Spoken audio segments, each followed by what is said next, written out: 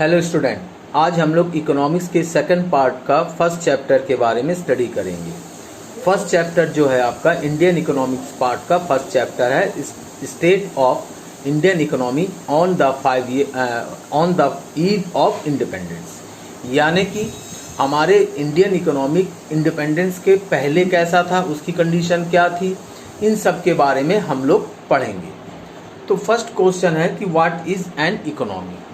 An economy is that structure in which various economic activities related to agriculture, industries, banking, insurance and communications are performed। यानी एक economics का structure आपका various activities से create होता है, जिसमें agriculture भी होते हैं, आपके इंडस्ट्रीज भी होती है, बैंकिंग सेक्टर भी होती है, इंश्योरेंस भी होती है और अदर सेक्टर्स भी होती है।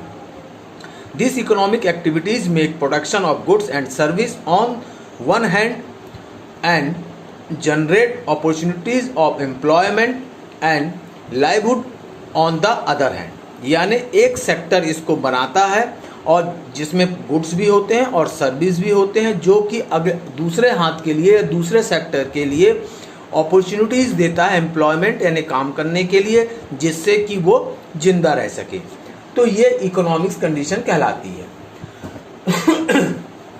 अब जो स्ट्रक्चर ऑफ इंडियन इकोनॉमिक्स है, इसको हम लोग तीन सेक्टर में डिवाइड कर सकते हैं। First is the primary sector, second secondary sector and third is the territory sector. Primary sector वो सेक्टर कहलाते हैं जहां जो सेक्टर हमको रॉ मटेरियल प्रोड्यूस करता है। इसमें कौन कौन से आ जाते हैं? एग्रीकल्चर सेक्टर्स आता है जो कि हमें क्रॉप्स देता है, ग्रेन्स देता है।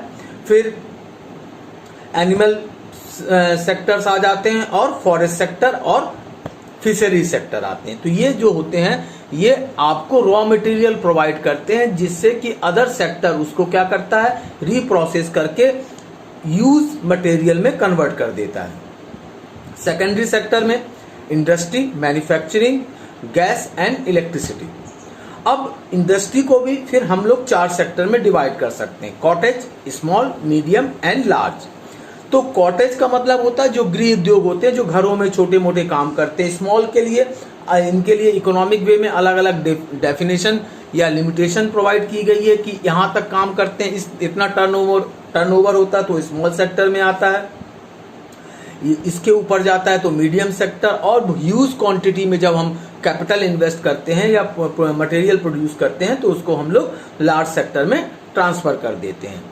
टेरिटरी सेक्टर जो होता है ये कोई भी मटेरियल प्रोड्यूस नहीं करता, कोई भी कमोडिटी या गुड्स को प्रोड्यूस नहीं करता, बट वो सपोर्टिंग रोल प्ले करता है।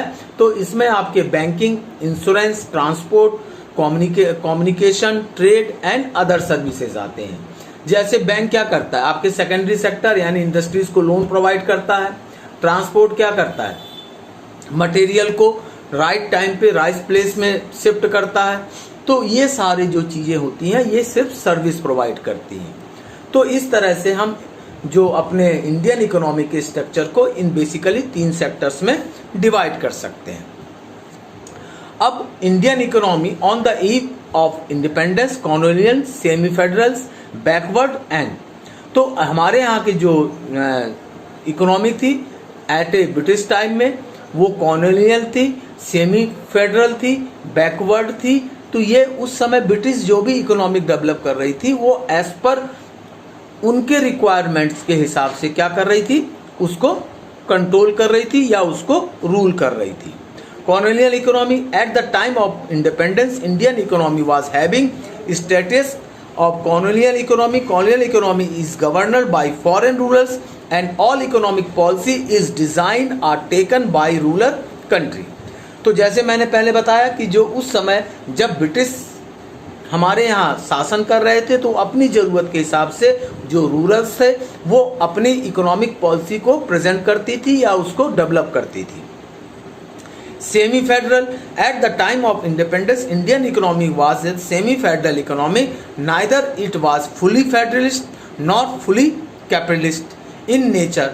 तो उस समय की जो हमारी इकोनॉमिक्स थी at a time of independence, ये सेमी फेडरल थी, ना ही पूरी तरह से कैपिटलिस्ट थी यानी पूंजीपतियों के हाथ में थी और ना ही पूरी तरह से गवर्नमेंट के हाथ में थी। Federalism was prevailing agriculture sector, zamindari system introduce by Lord Cornwallis. तो जो एग्रीकल्चर सेक्टर था वो फेडरलिज्म को बिलोंग करता था और जो कि जमींदारी जो प्रथा थी हमारे यहाँ वो उसको कंट्रोल करती थी। इसी तरह से backward economy, in backward economy poverty privilege the standard of living is poor and rate of capital formation is low. All these features make growth rate approximately zero. तो उस समय जो हमारी इकोनॉमी थी, जो लोग क्या थे, गरीब थे, उनकी जो इनकम थी बहुत कम थी और उस पीरियड में हमारे यहाँ की जो ग्रोथिंग रेट था वो लगभग जीरो के बराबर था। तो इस तरह से हमारी दैट टाइम, जिस टाइम क्या कहते हैं आपके ब्रिटिश रूलर थे, हमारी इकोनॉमी की कंडीशन ऐसी थी। Depreciated economy, at the time of independence Indian economy was a depreciated economy where in no arrangement were made to replace the depreciate physical asset on account of their excessive usages. तो उस समय हमारे यहाँ की जो economic थी गिरती ही व्यवस्था थी और ना ही ब्रिटिश रूलर उसको ऊपर उठाने के लिए कोई भी ऐसा पॉलिसी या रूल्स को फॉलो करती थी।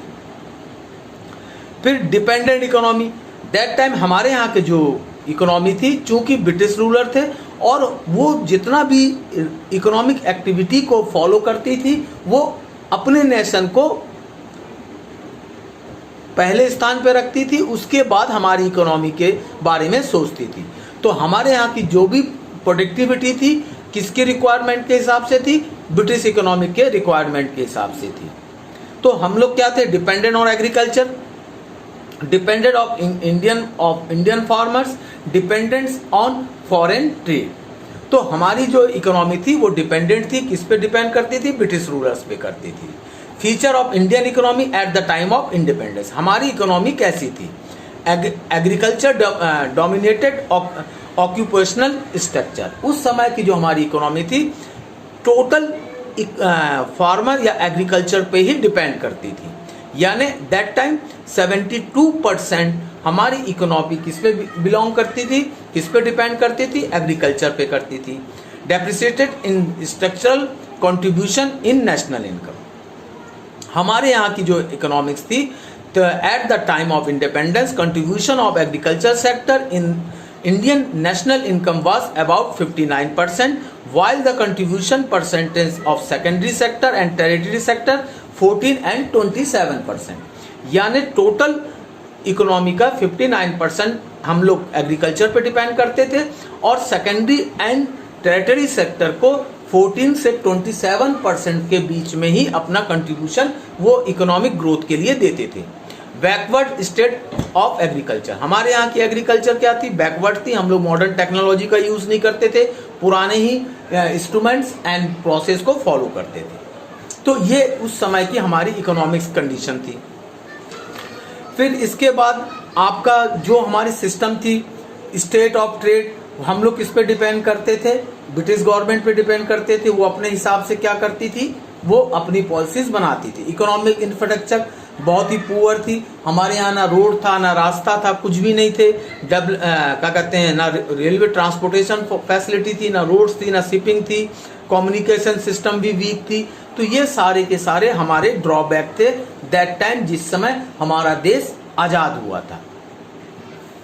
Country partition and it's economic effects, after 1947 में हमारा देश जो क्या हुआ, दो हिस्सों में बट गया, जिसकी वजह से हमारे इकोनॉमिक्स में कुछ इफेक्ट्स आए, जिसमें से क्या था, unbalance distribution of industrial activities. यानी कि कुल मिलाकर हमारा जो नेशनल डिवाइड हुआ 1947 में, एक कंट्री से दो कंट्री बन गए, जिसकी वजह से जो इंडस्ट्रियल एक्टिविटीज थी वो भी डिवाइड हो गई, जिसकी वजह से लेबर कहीं पहुंच गई, इंडस्ट्री कहीं पहुंच गए, raw material distribution shortage create हो गई। इस तरह से कई तरह की प्रॉब्लम हमने फेस किया। शॉर्टेज ऑफ फूड ग्रेन्स, अब हर सेक्टर में अलग अलग क्रॉप्स प्रोड्यूस करते थे, जो कि डिवाइड होने के बाद हमको फूड ग्रेन शॉर्टेज की भी प्रॉब्लम सॉल्व करनी पड़ी, लैक ऑफ स्किल वर्कर का, जो स्किल वर्कर थे कहीं बहुत शॉर्टेज हो गए क्योंकि जो बड़े बड़े इंडस्ट्रीज थे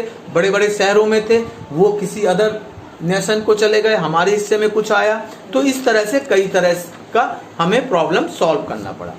थैंक यू।